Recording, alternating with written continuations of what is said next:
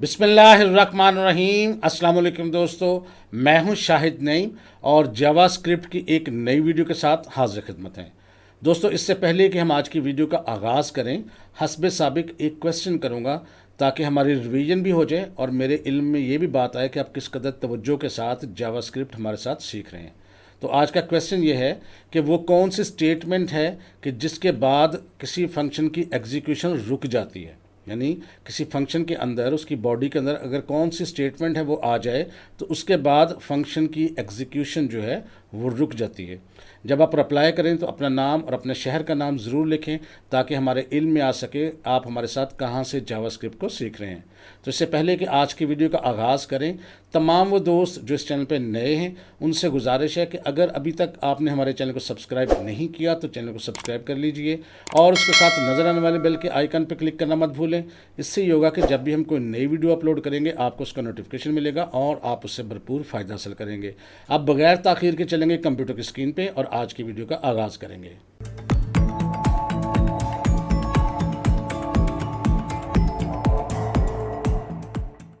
तो दोस्तों, फंक्शंस हम पढ़ चुके हैं। आज हम फंक्शंस के टॉपिक को ही मज़ीद थोड़ा सा आगे पढ़ेंगे और आज जिस टॉपिक पे बात करेंगे वो है एरो फंक्शंस इन जावास्क्रिप्ट।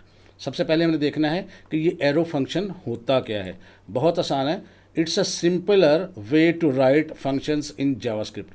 यानी जावास्क्रिप्ट के अंदर अभी जो हमने फंक्शंस पढ़े थे उन्हीं को छोटा करके सादा करके लिखने का जो नाम है वो एरो फंक्शन है।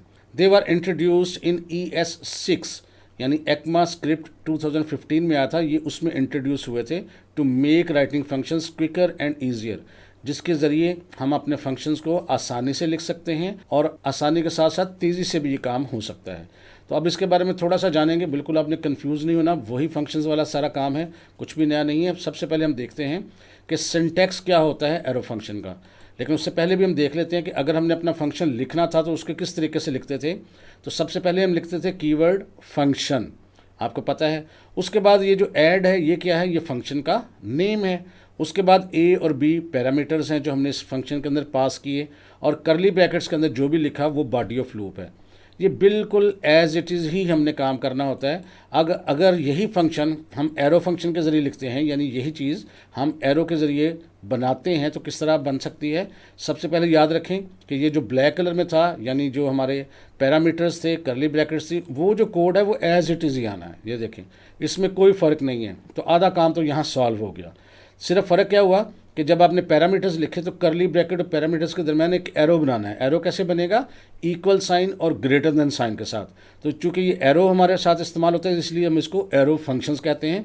हालांकि ये वही फंक्शंस हैं और उन्हीं को तरीकाकार है डिफरेंट इस्तेमाल करने का। अब इसमें फंक्शन का नेम कैसे हम बना सकते हैं, वो ये है कि इक्वल साइन लगाएंगे और पहले लिख देंगे कॉन्स्ट, या लेट भी लिख सकते हैं अगर आप चाहें तो, लेकिन कॉन्स्ट ये होता है कि फंक्शन का नाम जब कॉन्स्ट से बनाएंगे तो वो वेरिएबल जो बनेगा जो फंक्शन का नेम भी है वो तब्दील बाद में नहीं होगा।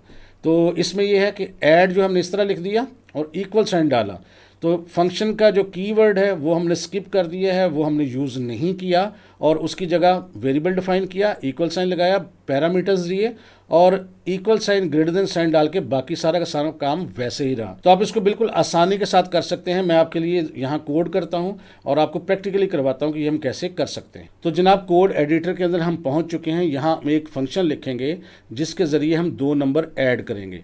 तो मैं क्या लिखता हूँ यहाँ पे, कॉन्स्ट। ये कॉन्स्ट क्या है, यानी कॉन्स्टेंट टाइप का एक वेरिएबल रखते हैं।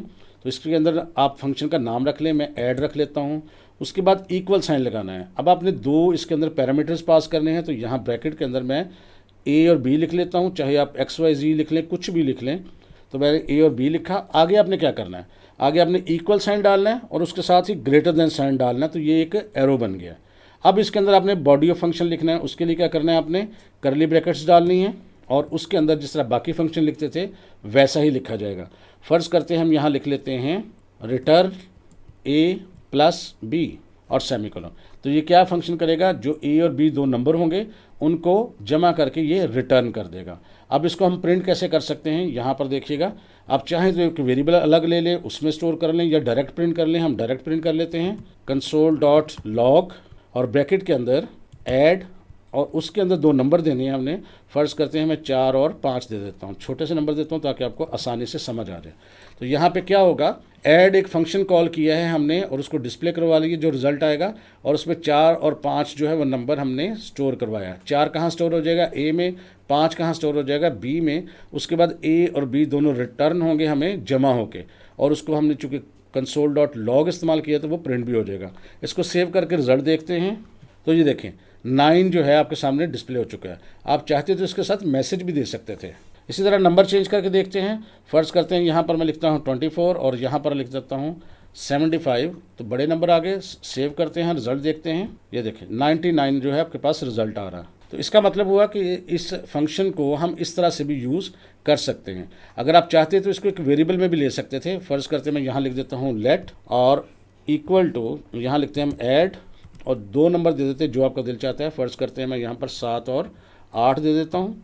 तो ये क्या होता है, रिज़ल्ट स्टोर हो जाता कहाँ पर, लेट के साथ एक वेरिएबल ले लेते हैं आंस एक वेरिएबल है, उसके अंदर दोनों नंबर ऐड होके आ जाते। अब अगर हमने प्रिंट करवाना होता तो हम चाहते तो यहाँ पर सिर्फ ANS को भी प्रिंट करवा सकते थे। ये भी सेम तरीका ही है, कोई ख़ास फ़र्क नहीं है। यानी एक काम को आप कई तरीक़ों से कर सकते हैं जो आपको अच्छा लगे। तो ये देखें आंसर फिर भी 15 आ रहा है, और अगर यहाँ हम चेंज करते हैं कोई वैल्यूज़, यहाँ पर देखिएगा, ये देखें तो रिज़ल्ट कैसे चेंज होगा। ये देखें रिज़ल्ट भी चेंज हो चुका है।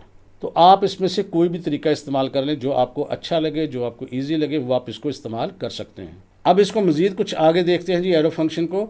अब नेक्स्ट क्या है, simplified syntax of arrow function. यानी एरो फंक्शन का जो सिंटैक्स है वो मज़ीद सिंप्लीफाई भी कर सकते हैं। कैसे, ये देखिए ये फंक्शन है जो अभी हमने बनाया है, जिसमें ऐड रखा था, ए और बी रखा था, और कर्ली ब्रैकेट में उन दोनों को जमा करके रिटर्न कर दिया था। इसको मज़ीद सिंप्लीफाई कैसे कर सकते हैं, ये देखें, ये जो 3-4 लाइनों में हमने कोड लिखा था उसको एक लाइन में भी लिख सकते हैं। यानी कर्ली ब्रैकेट्स भी हम ख़त्म कर सकते हैं, क्योंकि जब हमने एक स्टेटमेंट इस्तेमाल करनी हो तो कर्ली ब्रैकेट भी ख़त्म और रिटर्न को भी छोड़ सकते हैं। तो ये मज़ीद सिंप्लीफाई हो जाएगा। इसको ज़रा चेक करके देख लेते हैं।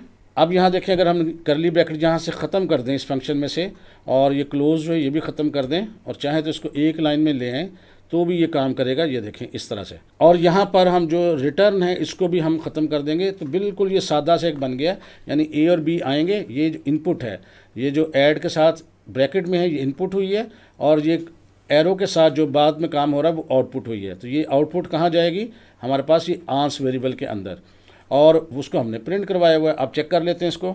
ये देखें जी रिज़ल्ट सेम आ रहा है। मैं छोटा नंबर देता हूँ ताकि आपको देखने में आसानी हो। 5 और 8 को हम जमा करके देखते हैं, रिज़ल्ट सही आता है। तो ये देखें रिज़ल्ट बिल्कुल दुरुस्त आ रहा है।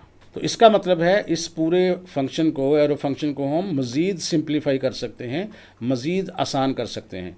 एक बात जो आपको याद रखनी है कि ये जो हम एरो फंक्शन यूज़ करते हैं बिल्कुल छोटे छोटे फंक्शंस को लिखने के लिए इस्तेमाल करते हैं। अगर कहीं आपको कोई बड़ा फंक्शन लिखना हो जिसमें बहुत ज़्यादा कोडिंग लाइंस आती हैं, तो फिर आपने जो पुराना तरीका है हमारा, यानी फंक्शन कीवर्ड्स का इस्तेमाल करके उसी को आप इस्तेमाल करें। तो अगर छोटा हो, एक आध लाइन का आपने कोई काम करना हो, तो फिर इस तरह भी किया जा सकता है। बहरहाल आप दोनों में से जो तरीका आपको अच्छा लगता है वो यूज़ कर सकते हैं। थोड़ा सा मज़ीद देखते हैं इसमें। Arrow function can be used without parameters. ये डायरेक्ट भी यूज़ हो सकता है। अब यहाँ देखें, यहाँ कॉन्स्ट ग्रीन, ये ग्रीन एक ग्रीड जो है वो एक वेरिएबल है या फंक्शन का नेम है, उसके अंदर खाली हमने पैरेंथेसिस दे दी हैं। अब उसके अंदर एरो डाला और हेलो लिख दिया। अब ये क्या करेगा फंक्शन, मैं इसको करके दिखाता हूँ। इसी फंक्शन को अगर हम यूँ कर दें, ऐड को मैं यहाँ पर यूँ कर देता हूँ और यहाँ को मैसेज दे देता हूँ वेलकम टू JS, और मैंने सिर्फ एक मैसेज रिटर्न करवाया। ठीक है जी। और अब हम क्या करते हैं, अगर आप चाहें तो इसको डायरेक्ट भी प्रिंट करवा सकते हैं। ये देखिए console.log के अंदर फंक्शन का नाम मैंने वैसे ऐड ही रहने दिया। आप चाहें दोबारा चेंज कर लें। मैंने बताया था कि फंक्शन का नाम वैसे होना चाहिए जिस तरह कुछ चीज़ है, लेकिन ये मैंने वैसे अब रख दिया।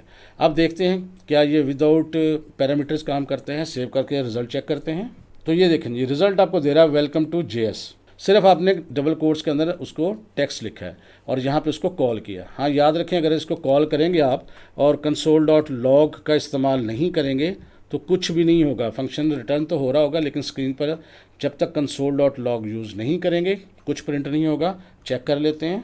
ये देखें स्क्रीन बिल्कुल खाली है। और इसी तरह अगर आप चाहें तो इसको मैं बताने लगा था एक चीज़ और आपको साथ बता दूं। console.log में दोबारा जाते हैं ज़रा, और मैं पहले इसको प्रिंट करवा दूं तो फिर आपको समझ आ जाएगी। अब देखिएगा, अब वो आपको रिज़ल्ट दे रहा है।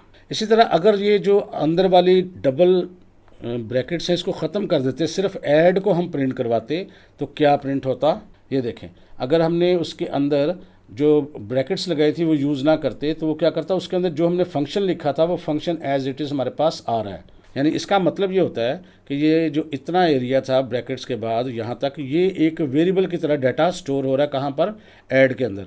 अगर हम सिर्फ ऐड को डिस्प्ले कराएंगे तो वो उसके डाटे को डिस्प्ले कर देगा। अगर इसके अंदर यहाँ पर ब्रैकेट्स लगा देंगे तो इसका मतलब वो समझेगा ये फंक्शन है, तो फिर वो इस कोड को एग्जीक्यूट करेगा और रिज़ल्ट वो देगा जो आउटपुट होगी। देख लीजिएगा, ये देखें अब आउटपुट में वो आपको रिज़ल्ट दे रहा है। तो मैं उम्मीद करता हूँ ये इस तरह से फंक्शन लिखना आपको आ जाएगा, इसकी प्रैक्टिस करें तो कोई मुश्किल नहीं है। बहरहाल अगर आपको थोड़ी सी दिक्कत पेश है तो पुराना तरीका भी यूज़ कर सकते हैं, मर्ज़ी है आपकी अपनी। अब थोड़ा सा आगे चलते हैं जी, असाइनमेंट की बात करते हैं। पहली असाइनमेंट है फंक्शंस की। Create a function to find a bigger number, यानी कि एक ऐसा फंक्शन तैयार करना है आपने जो बिगर नंबर को तलाश करे। राइट अ फंक्शन कॉल्ड, और उसका नाम यहाँ हमने लिख दिया है फाइंड बिग नंबर, ये उसका फंक्शन का नाम रखना है। That takes two numbers as parameters, जो दो पैरामीटर्स की इनपुट ले, and returns the bigger one, और जो बड़ा है नंबर वो रिटर्न कर दे। अब इंस्ट्रक्शंस भी इसमें दे दी गई हैं। The function should take two parameters, number 1 and number 2। चाहे तो आप यही रख लें, चाहे तो आप मुख्तलिफ भी रख सकते हैं। चलिए हम यही रख लेंगे। उसके बाद the function should return the bigger of the two numbers, तो उसमें से दोनों में से जो बड़ा होगा वो आपको वैल्यू रिटर्न करनी चाहिए। इसको करके देखते हैं, लेकिन कोशिश करें इस वीडियो को पॉज करके इसको खुद करें। अगर आपसे नहीं होता तो फिर जो मैं आपको सोल्यूशन बताने लगा हूँ आप उसको चेक कीजिएगा। तो इस सारे को हम यहाँ से डिलीट करके यहाँ लिखते हैं जी फंक्शन, ये हमारा कीवर्ड है, उसका नाम हमने रखना है फाइंड बिग नंबर, ये नाम हमें उसने बताया था असाइनमेंट में। और यहाँ इसके अंदर दो पैरामीटर्स पास करने हैं, वो है num1 कॉमा num2, और उसके बाद हम करली ब्रैकेट्स के अंदर कोड लिखेंगे। अब हमारे पास दो नंबर्स हैं जो num1 और num2 में हैं। अब हमने देखना है कि कौन सा नंबर बड़ा है, तो इसको यूँ करेंगे डिसीजन के लिए। इफ़ ब्रैकेट्स के अंदर लिखेंगे num1 ग्रेटर दैन num2, तो क्या करें, करली ब्रैकेट लगा देते हैं। तो हम क्या कहते हैं, रिटर्न num1, यानी अगर बड़ा हो तो वो num1 को रिटर्न करे, वरना यहाँ हम लिख देते हैं एल्स, बेशक नीचे लिख दें एल्स, और इसमें भी करली ब्रैकेट्स के साथ करते हैं कोडिंग। वरना कौन सा नंबर बड़ा होगा, यानी नंबर 1 बड़ा होगा तो नंबर 1 को रिटर्न कर देगा, वरना ज़ाहिर है नंबर 2 बड़ा होगा, तो फिर यहाँ लिख देते हैं हम रिटर्न num2। ये जी, अब दोनों में से एक वैल्यू एक वक्त में रिटर्न होगी, दोनों इकट्ठी रिटर्न नहीं होंगी। अब यहाँ नीचे आकर देखते हैं, जब ये इसको एग्जीक्यूट करेंगे तो कुछ भी नहीं होगा, क्योंकि इसमें ना तो हमने console.log यूज़ किया है और ना ही इसको हमने अभी तक कॉल किया है। और फंक्शन का नाम क्या है, फाइंड बिग नंबर, ठीक है। तो अब हम इसको कैसे डिस्प्ले कर सकते हैं, आप चाहें तो एक वेरिएबल भी ले सकते हैं तो आपका कन्फ्यूजन ना हो। आप इसको कर लें लेट बिग नम, ये एक वेरिएबल ले लिया और इसके अंदर हम फंक्शन कॉल करेंगे फाइंड बिग नंबर, और ब्रैकेट में दो नंबर दे देते हैं, जैसे कि फ़र्ज़ करें 5 और 9, और आखिर पे सेमीकोलन। अब जो भी वैल्यू बड़ी होगी वो कहाँ चली जाएगी, बिग नम के अंदर जो हमने वेरिएबल लिया। अब इसको प्रिंट करवा लेंगे, console.log big number is, big number is लिख के हमने कॉमा डाल के बिग नम जो है वो प्रिंट करा दिया और सेमीकोलन। अगर आप चाहें तो टेक्स्ट ना प्रिंट करवाएं, चाहे तो प्रिंट करवा लें, यानी अब दोनों नंबर जो हमने प्रोवाइड किए हैं उनमें से बड़ा जो होगा वो यहाँ डिस्प्ले होगा। करके देख लेते हैं। अब इस सूरत में रिजल्ट हमारे पास 9 आना चाहिए। तो ये देखें बिग नंबर इज़ 9। चेंज करके देखते हैं वैल्यू, पहले 9 था बड़ा, अब हम क्या करते हैं, इसको हम 95 कर देते हैं और इसको 59 कर देते हैं। अब हमारे पास 95 रिज़ल्ट आना चाहिए। ये देखिए जी 95 आ रहा है। अब अगर हम नंबर को चेंज कर देते हैं जैसे ये वाला, तो अब देखते हैं क्या रिज़ल्ट आता है। ये देखिए, तो नंबर आप चाहे पहले ऑप्शन में बड़ा दे दें, दूसरे ऑप्शन में बड़ा दे दें, हमेशा जो बड़ा नंबर होगा वही आपको डिस्प्ले करके देगा। तो उम्मीद है आपको इस असाइनमेंट की समझ आ गई होगी। बहुत छोटी सी है, आप खुद कर सकते हैं। एक छोटी सी असाइनमेंट और है, इसमें क्या लिखा हुआ है, create a function to check if a number is even और ऑड, यानी एक नंबर हमने उसको प्रोवाइड करना है, वो चेक करना है कि वो इवन है या ऑड है। तो इसमें क्या लिखा है जी, write a function called is even, ये फंक्शन का नाम है, बहरहाल आप वो चेंज कर सकते हैं। तो इसमें असाइनमेंट में चूँकि लिखा हुआ है तो फिर आप यही बना लें बेशक। That takes a number as a parameter, जो एक नंबर लेगा as a parameter, and returns true if the number is even, यानी अगर नंबर जो दिया आपने वो इवन होगा तो ट्रू रिटर्न करेगा, and false if it's odd, और अगर ऑड होगा तो वो फॉल्स रिटर्न करेगा। याद रखिएगा इवन नंबर वो होता है जो पूरा पूरा 2 पर तकसीम हो जाए और उसके बाद कुछ भी ना बचे, यानी ज़ीरो हो जाएगा। और जब 2 पर पूरा तकसीम नहीं होगा, कुछ बचेगा, तो फिर वो ऑड नंबर होगा।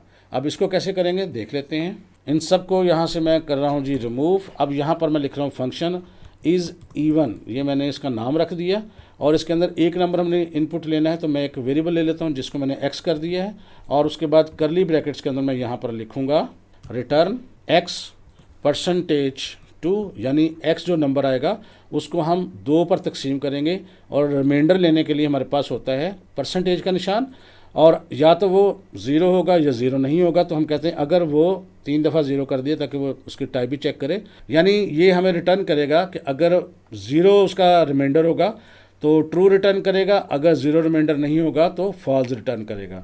तो यहाँ पर अब हमारे पास वैल्यू आ जाएगी। अब उसको हम कहीं स्टोर करवा लेंगे, तो इसको हम यूँ लिख लेते हैं लेट। अच्छा, मैं ये वेरिएबल इसलिए ले रहा हूँ कि आपको थोड़ा छोटे पार्ट्स में समझा रहा हूँ, वरना ये एक लाइन में भी किया जा सकता है, बल्कि मैं करके दिखा दूंगा आपको बाद में। लेट आंस यानी answer is equal to, function का नाम लेंगे हम इज़ इवन और ब्रैकेट में कोई नंबर दे देते हैं, जैसे हम दे देते हैं उसको नंबर 12। अब यहाँ पर या तो रिज़ल्ट आएगा ट्रू या फॉल्स आएगा। इसको प्रिंट करवा लेते हैं कंसोल डॉट लॉग और ब्रैकेट के अंदर हम लिखते हैं इज़ नंबर इवन। तो यहाँ पर डिसीजन आएगा ANS में, या तो वो ट्रू आएगा या फॉल्स आएगा। चेक कर लेते हैं कि क्या 12 जो है वो इवन है या ऑड है। सेव करके रिज़ल्ट देखते हैं जी। तो इसने कहा, हमने ये आंसर दे रहा है इज़ नंबर इवन ट्रू, तो ये नंबर जो है वो इवन है। अब अगर हम 12 की बजाय यहाँ पर हम दे देते हैं 33, अब देखते हैं रिज़ल्ट, ये देखें फॉल्स, यानी इज़ नंबर इवन नहीं, फॉल्स है। इसी तरह अगर हम कोई बड़ा नंबर दे देते, जैसे यहाँ पर लिख देते हैं कोई इस तरह का नंबर, अब देखते हैं तो उसने फ़ौरन बता दिया कि ये फॉल्स है। अब अगर हम कोई नंबर लिख देते हैं, फ़र्ज़ करते हैं 68, अब वो क्या करेगा ट्रू। तो इस तरह ये आपकी असाइनमेंट है, जिसके बाद आप एक नंबर पास करेंगे। अगर वो नंबर इवन हुआ तो ट्रू रिटर्न करेगा, ऑड हुआ तो आपको फॉल्स रिटर्न करेगा। ये छोटी छोटी असाइनमेंट्स हैं ताकि आप आसानी से फंक्शंस को समझ सकें। तो आज के लिए बस इतना ही। मैं उम्मीद करता हूँ ये छोटी सी वीडियो आपके लिए हेल्पफुल रही होगी। वीडियो अच्छी लगी है तो इसको लाइक कीजिए और शेयर कीजिए। इंशाल्लाह ताला दोबारा मुलाकात होगी कुछ नई चीज़ों के साथ। तब तक के लिए इजाज़त दीजिए। अल्लाह हाफिज़।